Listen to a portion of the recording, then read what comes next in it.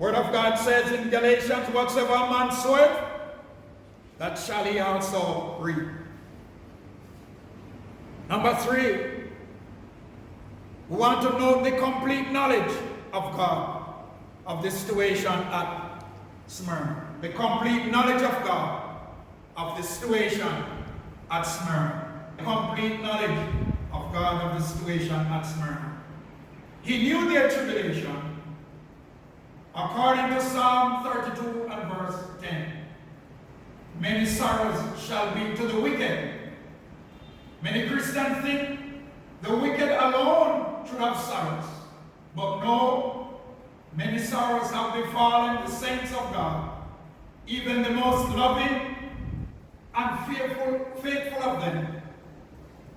The tribulation here was great pressure, similar to what Jesus experienced when he said, according to the prophecy in Psalm 2, verse 6a, later fulfilled, Jesus said in prophecy of that psalm, but I am a worm and no man. He was severely pressed, our Lord. So were some of the brethren at Smyrna, severely crushed, severely pressed out. He knew their poverty also. Poverty in regards to this world's wealth. But they chose that greater spiritual riches over the riches of this world. Like Moses, according to Hebrews chapter 11. Hebrews 11:23. So like Moses, they chose the greater riches. Hebrews 11:23. Word of God says, by faith Moses, when he was born, was hid 3 months of his parents, because they saw he was a proper child, and they were not afraid of the king's commandment.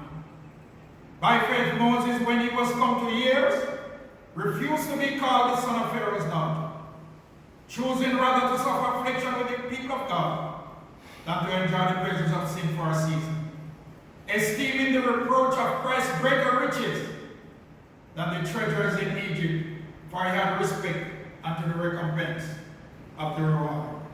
Yes, so those at Smyrna were poor, but they chose the greater riches of Christ, the spiritual riches of Christ. Rich materially and poor spiritually, and poor materially and rich spiritually. Conditions of being are separated, are separable in the vast majority of cases in man. So we will find many in today's world abounding in secular wealth, but are spiritually poor. There are secular princes who are morally poor. It was not so at Smyrna. They were poor materially, but they were rich spiritually. That is better, my friend. Spiritual wealth is a blessing. Secular wealth can ruin one's life, according to 1 Timothy 6, 9 and 10. But they that will be rich fall into temptation and a snare, and into many foolish and hurtful lusts, which drown men in destruction and perdition. For the love of money is the root of all evil, which, while some coveted after, they have erred from the faith and have pierced themselves through with many faults. Spiritual wealth is inalienable. That is not transferred. That which cannot be taken away, that spiritual wealth, cannot be transferred at all, cannot be taken away. One songwriter says, you can take away my car, you can take away my life, but you cannot take away the Lord from me. Secular wealth is not so. Very often temporary wealth take wings and fly away. Proverbs 22 and verse 5. At death, all goes. We're talking about temporary wealth. At death, all goes. Nothing is carried into eternity with you. Spiritually, the saved carries character within her at death or at the return of the Lord. So I say to you, crave spiritual wealth. The Lord also knew the blasphemy of those who say they were Jews and were not, but are of the synagogue of Satan. They have their worship center. They claim to be the only peculiar covenant people of God. I want you to notice there are many people like that today. They claim to be the only ones who are going to heaven.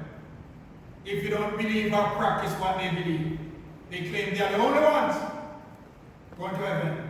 But it's not, we're not the ones who say here, my friend, but hear what the Lord says.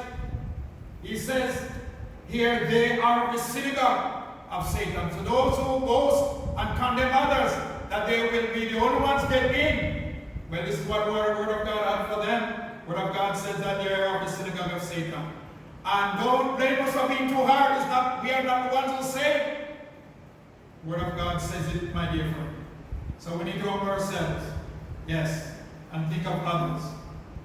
He foresees the terrible days coming from them likewise. Verse 10b, that is, back to Revelation chapter 2, verse 10. Fear none of those things which thou shalt suffer. Behold, the devil shall cast some of you into prison, that you may be tried, and you shall have tribulation 10 days. Be thou faithful unto death, and I'll give you a crown of life. Yes. So the Lord foresees the terrible days coming for the saints there at Smyrna. They shall have tribulation 10 days. We understand by the 10 days, we're talking about the limited time for which they would suffer, the limited time. And we're saying, since it was limited, 10 days, the storm may be short, but it will be short. The storm may be short, but it will be short. Suffering of the saints is not judicial, that which pertaining to a judge or court, but paternal.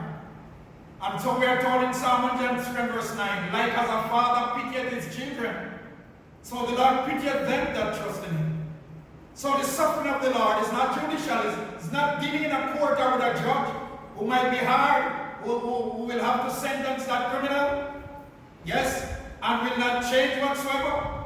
But the suffering of the saints, we're dealing with the Lord who is our Father. And we're told that he doesn't chide all the time. He will, as it were, ease up his hand. He will relax his hand so that mercy will be granted unto us. 10 days. Griefs of God's sending do have an ending. Sunshine will come when the tempest is past. 10 days they shall suffer. The church of God will not be harassed by the devil continuously, not at all. He can only do what is permitted him by God. Satan tries our faith to destroy it. You have heard of Polycarp. He tried to destroy the faith of the old saint of God, but he died on martyr for the name of Jesus Christ. Whereas God tries us, he tries us in order that our faith can be strengthened. Please note a fourth thing from the passage. The encouragement and the gracious promise given. It was aimed to brace the saints.